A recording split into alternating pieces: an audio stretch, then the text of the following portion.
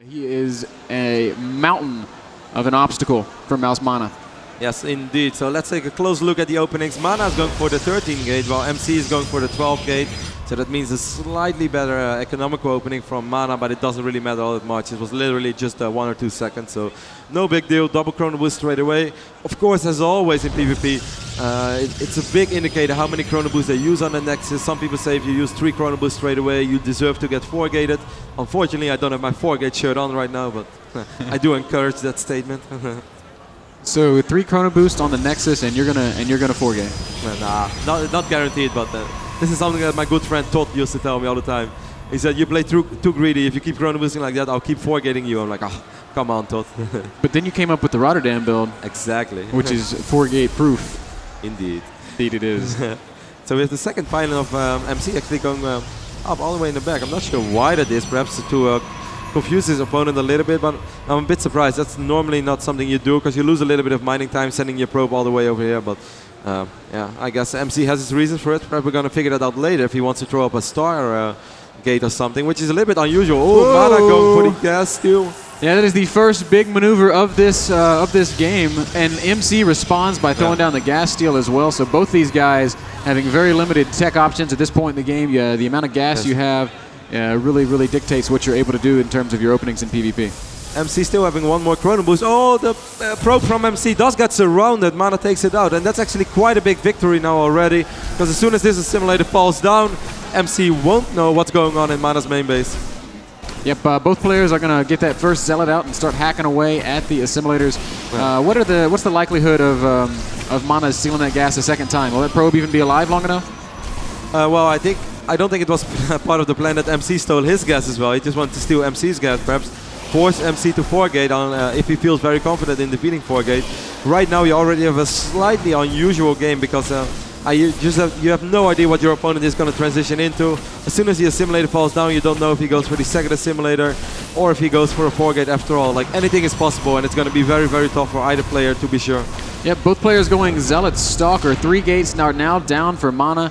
He has just now taken his second gas. MC immediately taken his second gas after clearing off that assimilator, and also throwing down a second and third gateway. So almost identical, dare I say completely identical openings. No, MaNa has thrown down a Robo. Yes, indeed. And I'm quite curious to see how, if he's going to do something like we saw Killer do in the group stages, opening up with a Robo, then just making an Observer and still going Twilight Console. But I actually doubt that kind of, certainly because he has the Sentry as well. MC does have the Sentry too. I mean, you need to be safe against, or at least he's building the Sentry. You need to be safe against a possible 4 gate. But let's see, I wouldn't be surprised if MaNa is going Colossus play, but that means that he's most likely aiming to expand as well, because it's very hard to win a PvP on Metal Up plus cross position with 1 base Colossus. MaNa has thrown down a proxy pylon, just kind of a random spot on the map. We'll see if this becomes relevant later on in the game. Right now it's not going to be used for anything, as MaNa wants to be warping in his base just to stay safe. And look at MC boldly throwing down a Nexus very early. Wow, indeed. MC going for a very early expand. Once again, it's so hard for Protoss to actually scout the other Protoss player in this phase of the game, unless you want to take massive risk. So I think it's going to take a little while before MaNa is going to be able to scout this, and he's actually opening up with an Immortal, which really works towards MC, or works into MC's favor, because Immortals are obviously not really a unit to be aggressive with in PvP. It is pretty nice against Blink Stalkers. Obviously, you need to you kind of need it to be safe, because you don't know if your opponent is going Blink Stalker 1 base all in, or if he's going to expand. But in the long run, this is not going to help MaNa, because I mean, the Immortal really limits his options of an early push, because it's such an expensive unit. Yeah, I was going to say, I feel like these kinds of early expands can be punished by like a quick 2 Colossus push, but that Immortal's going to slow down something like that. And is delaying the robotics bay. I don't know if the robotics bay is going to go down at all. First Observer just now out for MaNa. And he's not even sending it across the map. He wants to leave it at home so that it doesn't get caught by DTs. I mean, PvP is a really interesting matchup, and it comes down to so many minor details. A lot of players still say it's very random, and it is a little bit random from time to time, because MC on the other end has absolutely... Oh man, MaNa trying to get a scout in there. MC doing a good job of denying it. MaNa still does not know that expansion is there. He is completely in the dark. Yeah, I mean, what I tried to say is that MC obviously gambled a little bit with this relatively quick expand, because if his opponent would just gone Blink Stalker as well, it would have been very hard to hold. I mean, you're both going to have the same economy, you're going to have the same amount of units, minus 400 minerals, which basically means that you're going to lose eventually. Whoa, MC blinking forward, trying to get a scout in there. He does see the Robo, and of course the Immortal is already visible, but that first Stalker does die, so I don't know, can we call that a small victory? MC didn't really gain much. No, I actually don't think that was very good. I think he could have seen the same if he would have just walked up the ramp. If you see this army, you pretty much know exactly what's going on. Anything else would be, I mean, this can only transition into Colossus unless he wants to win the game with Immortals, but that's not how PvP works. So if I were MC, I wouldn't have blinked over here, but I guess I guess he felt he would have lost his Stalker straight away if he went only here. So I guess he just wanted to blink over and try to get a really good peek, run around, and then try to blink out again. But I mean, you have to take risk in PvP, so MC did it, and it wasn't bad. Second Immortal out for MaNa. He's really committing to this. First Colossus on the way also. MaNa still doesn't seem to know what's happening. At what point do his spider senses start tingling? And at what point does he say, oh, wait, no, there's an observer there. So he does know what's happening. So I was a little bit incorrect there. Wow, MC doing the exact same thing once again. He is going to scout the robotics bay, and he also saw that it was researching thermal lens. So MC knows exactly what he's facing. And right now I'm just really worried. The problem is MaNa's army is going to be better when they fight up straight. Unless MaNa is going to expand, actually. Let's see. Ooh, a little bit of a dance going on over there. But I don't think that MC ever wants to take the real fight. And if MaNa is actually going for the expand, he's going to be quite far behind in the economic point of view. So I'm very curious how MaNa is going to play this out. I feel like if MaNa were to push, MC could just blink up into the base, do a lot of damage, and then come back. If MaNa expands, he's going to be behind no matter what. That's the biggest problem when you play Colossus. I think having it cross-map didn't really work in his favor either. I mean, this army from MaNa is going to be damn strong, like really, really strong. And MC is not going to be able to take it, to fight it up straight in like the upcoming 2 or 3 minutes. But the thing is, he will not even try. He's just going to go for the base race, perhaps. And I'm not sure. In the long run, you don't want to base raid against the more mobile army. And of course, the Blink Stalkers is the more mobile army. I'm not sure that MaNa wants to expand, though. He's got this probe coming out with his army, not really saving any money. Maybe he still does, backing up once again.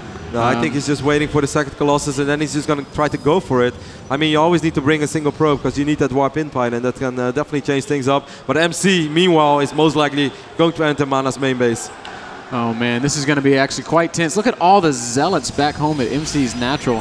And he is going to blink up into the main base of MaNa. This is going to virtually cripple MaNa's economy.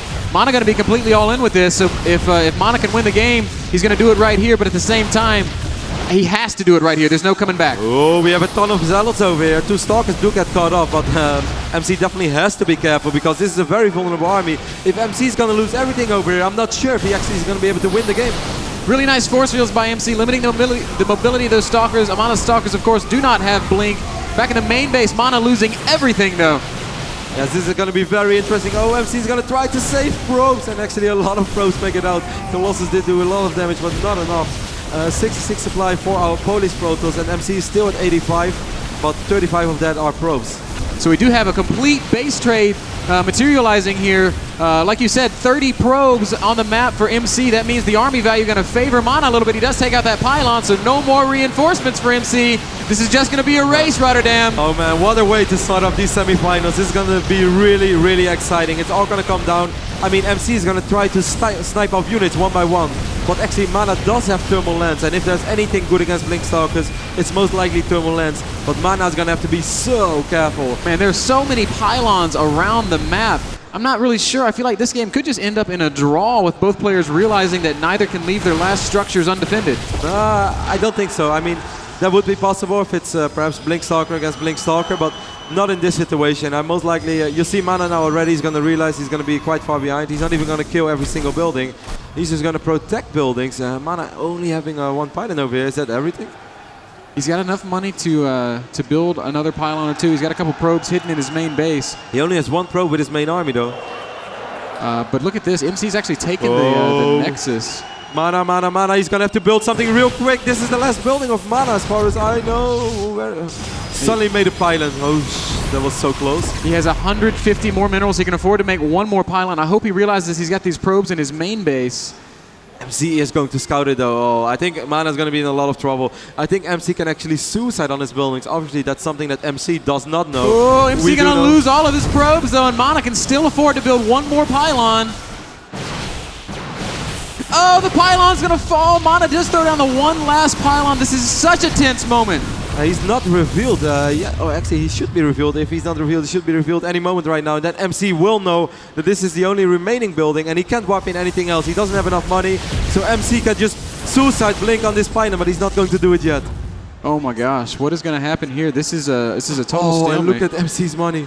395 minerals for MC. 5 minerals short. One more trip to the mineral line. Look at MaNa. He's hugging this pylon like his dear life holds onto it, which it really does. Oh my God! How does this unfold? This is MC is gonna wait until MaNa gets revealed, I guess. If he's not revealed already, I think he's revealed. And the problem is, MC does not know how much money MaNa has, and MC is afraid if he goes for a suicide blink, he will take this pylon down for sure.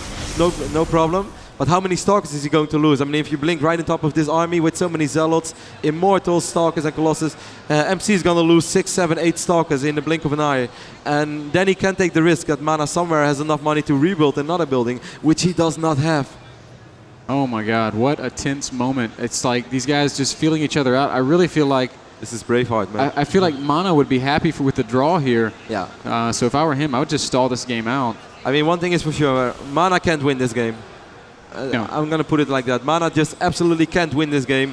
MC can only possibly, I mean, the only thing that MC can do is lose this game because he basically won it already. He just doesn't know it yet. MC looks like maybe he wants to go for it. No, he doesn't. So MaNa, like you said, he can't win, but he's absolutely capable of not dying.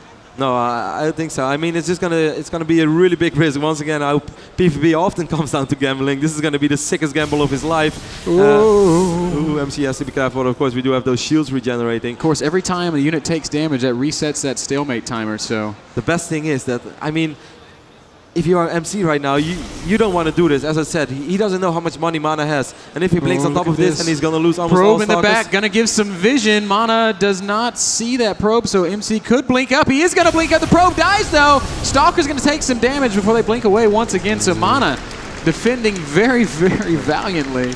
Oh, man. We should give a name to this pylon. That is, I don't know, man. You call it whatever you want. MaNa says... I don't know what kind of face that is. That's an exasperated face. It's a very famous smiling. Ooh, MC's going for it. He's gonna go for it. So MC realizing he's got to suicide and kill that pylon. But I think this might be a mistake. He's fighting the army. He is gonna go for the pylon kill. The pylon falls. MC takes game number 1. And look at the relief on MC's face. Wow, that was so tense. So tense for MC. This was such a hard decision to make, but he went for it.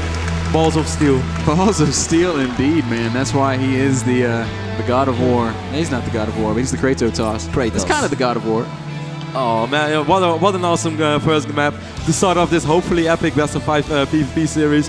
Very, very close. At the first moment it really looked like MC wanted to fight, and I actually think he wanted perhaps to try to fight, try to go for some Blink Stalker micro, but then he realized, nah, this is one fight, I really can't win. There's so much damage output in MaNa's army. Then he went for it, and this was the sickest gamble of his life.